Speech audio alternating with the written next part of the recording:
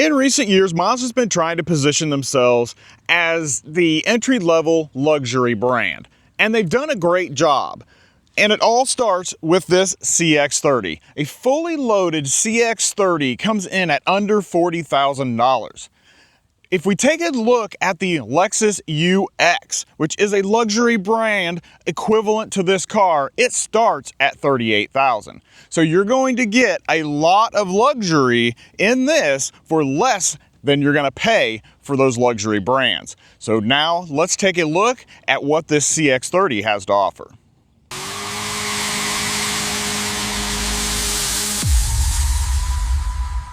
Every time I have a Mazda, I always have to comment that I love the fronts because they look sporty and aggressive. And if you come around to the side of this CX-30, you can see that it's not a very big compact SUV or crossover, whatever you would like to call it, but it is big enough to fit most families. And this color is new for 2025. This is Aero Gray Metallic. And one other thing starting for 2025 is that all CX-30s come with all-wheel drive. That is something hard to find in a vehicle this small for it not to be an option or a paid extra. But what makes this car the choice that you should make over other ones this size? It's the engine. This CX-30 is the Turbo Premium Plus. So it's going to get the i-Activ G 2.5 liter turbo inline 4-cylinder with 250 horsepower and 320 pound-feet of torque. There is a non-turbo engine and it has about 191 horsepower. If that's something you would like to choose, go a little lighter on your price. As I mentioned, this does come with all-wheel drive. You get a 6-speed automatic transmission and 0 to 60 in about 5.8 seconds. You do have the ability to tow with this at about 1,500 pounds, so there's not going to be much you can tow with it, but maybe some small trailers. And then your fuel economy on this is going to come in at 22 in the city, 30 on the highway, and 25 mile per gallon average. Now I think we probably need to go check out this cargo space because it does not look very big back here. You could definitely tell that it's Mazda from the back. I like how wide and bulky it looks back here. The dual exhaust back here is actually cool to see too. All right, let's take a look at the space. You get a power liftgate on this Premium Plus. I believe it's on the Premium and above. Looking in here, we got about 20 cubic feet of space. Not very much. It's actually smaller than most of the others in its segment. And do we have anything else back in here? We got a tie down down here and on the other side, and that's pretty much it. Take a look underneath, and you do have a spare tire. It's so nice to be seeing a lot of spare tires back into these cars where they were pulling them out. All right, let's drop that second row down. Got a button right up top here that's going to push that one down. Well, they're down, but you can see that they're against the front seat. So you have to slide the front seats up to get those to fall down, which means that there's not a lot of room in that second row, but we're going to check that out here in just a little bit. With those seats down, you're going to get 45 cubic feet of space. All right, now let's go take a look at this interior. If you enjoy seeing and learning about new vehicles, go ahead and hit that subscribe button because I put new content up every week. All right, let's take a look at the inside.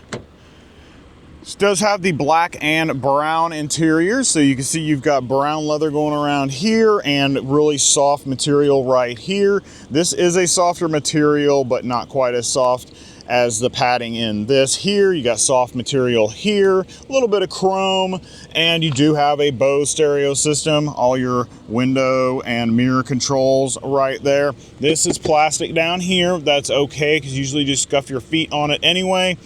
And it does have plenty of room for your bottles. Here are the powered seats with a lumbar, and for what these seats are, they are very comfortable. It's surprising at this price point on these cars that these would have this good of seating, but they are really, really good. All right, let's take a look at the rest of it in here. We come across here, and you can see how this just kind of molds right into the dash. I like that. It looks really clean and sleek, and it does look a little more upscale that way. Now this is a brown leather up here, which is soft, kind of soft here. This is a harder material, but it does have a little soft backing behind it. And down here you have your vents. This is not a vent. This is just kind of, you know, for aesthetic reasons. Down here you got your glove box, and this has 2 levels, so there's plenty of space for anything you would need to store in there. Come across here, and there is your infotainment screen. This is, I believe, the 10.2-inch screen. The lower trims get an 8.8-inch screen. I think is probably a little too small. This looks like it's a really good size, but if you look, you have to really reach to get to this because this is set far back into the dash, and there's a reason for that, and I'll tell you about that here in just a minute. We come on across here and we do have more brown leather. Like you said, this is really squishy and soft, which, you know, sometimes they go a little cheap here, but they didn't. And this is, I would have thought would be plastic around this, and it's not. This is actually a softer material, so that's really nice. All right, let's look at this driver display. Now, the driver display is analog. There is a digital screen in the middle that you can change and have a few different views.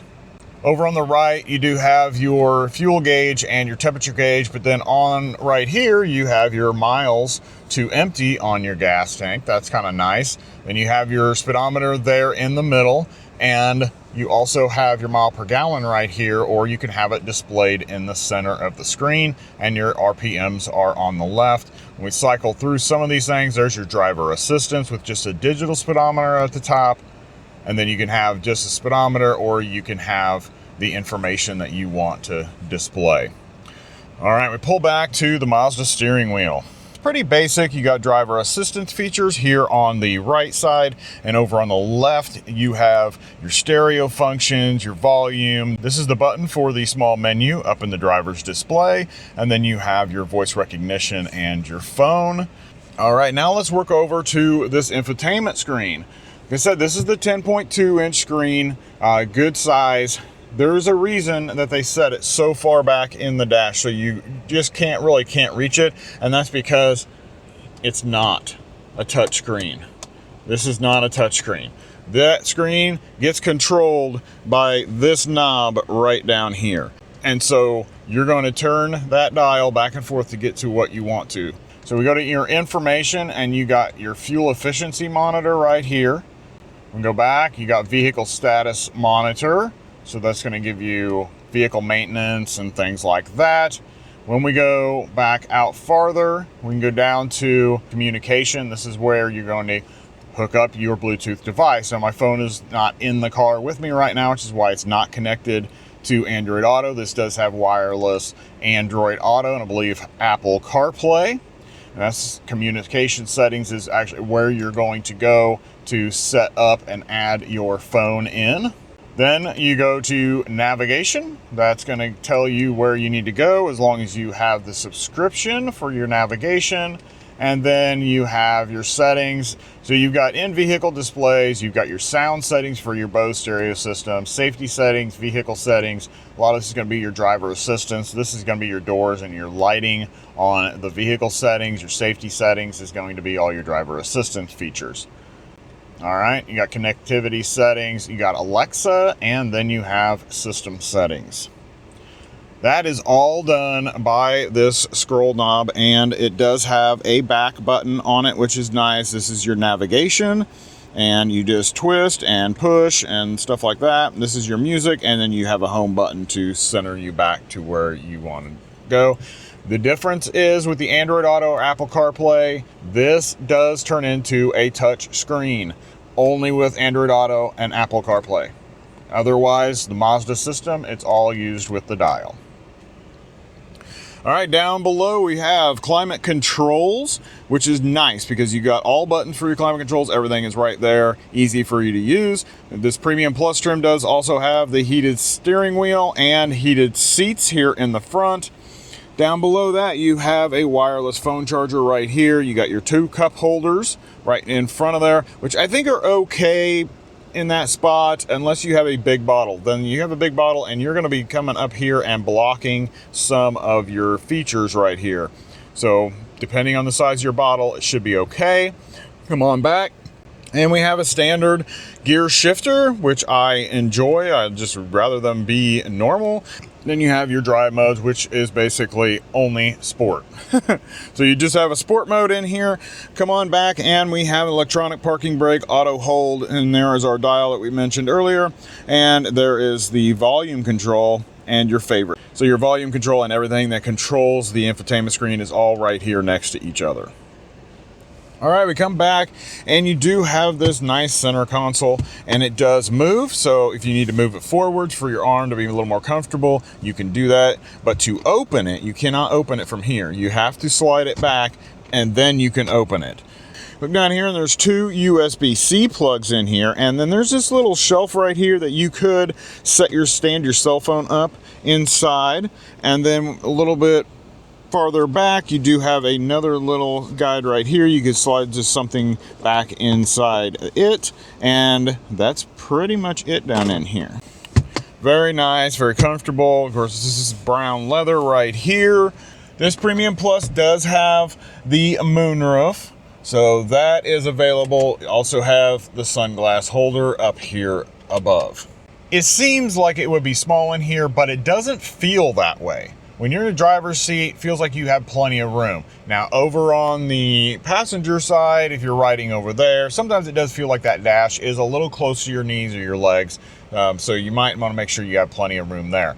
Now, we know that it's going to be tight in that back. I am 6 foot tall. I'm going to go hop back there, and I'm going to show you how tight it is for adults. That might make a decision if you have older children or you have younger children. Okay, open the door. Well, it actually opens pretty wide, although it is a small door, so you still have a small opening. Might be a little bit harder to get car seats in and out of here, but we'll get inside. Like I said, I'm 6 foot tall. Driver's seat is in my driving position, and I am pretty much smashed into this cutout. It does have a nice, good cutout here in the back. I would probably have to slide a little bit forward to get somebody my size some relative comfortability back here, but yeah, so this is pretty tight. That's not going to work real well. And then headroom, though, I do have about 1.5 inches or so, maybe 2 inches above my head, which isn't bad. So yeah, it's really just about the knee and leg comfort area. Wouldn't be great for long trips, but if you have young children, you're probably going to be just fine back here. All right, let's come in and take a look at what is back here for your passengers. Here on the door, basically the same as the front. You do have brown leather right here, nice, soft, and cushioned for the elbow, which is great because a lot of times they skimp here in the back and kind of put a harder piece in here. Done really well back here. And you do have a good pocket down here for another bottle.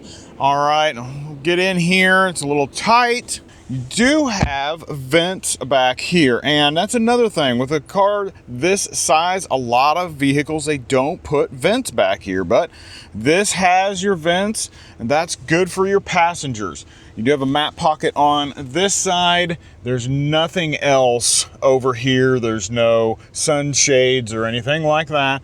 You do have an arm rest right here. So I'll pull that down, and you do have 2 more cup holders right there. So, well, that's good, and that's pretty much it. I will go ahead and show you my knees again.